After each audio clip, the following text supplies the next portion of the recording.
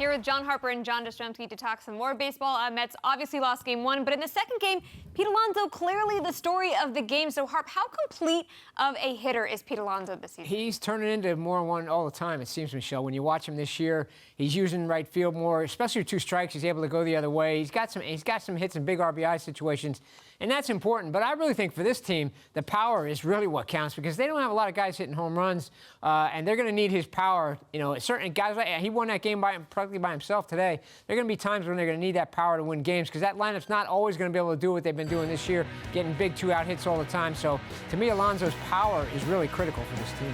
Yeah, JJ, there's a lot of chatter for the players about it being a dead ball era. Does Pete's performance during this stretch just prove how much power that he has?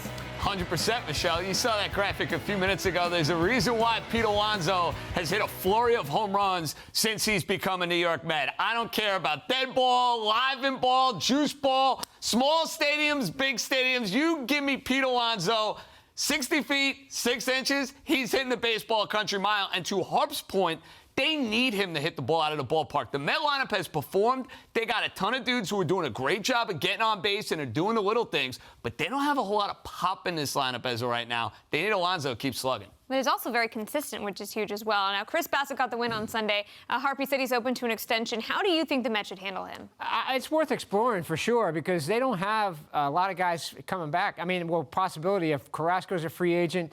And Walker as well. So I think they should look into it. They don't have a lot still coming from their farm system that's going to be ready to supplant these guys. So, you know, you got McGill, you got the lefty Peterson, and then obviously you got Scherzer, and we'll see about DeGrom with his opt-out. But Bassett's been really good, really solid. I mean, you see that every time he's out there, you see the mix of pitches. He knows how to pitch. He works around trouble really well. He's just a solid number 2 and number 3 type starter. So I think they should look into it. Depends what the cost would be. But there's nothing wrong with exploring it for sure because he said he's willing to stay. He really likes to hear.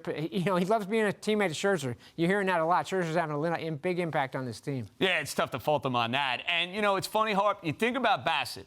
I always knew he was a good pitcher, but you're not watching him pitch every fifth day. You don't really know until he's pitching in town.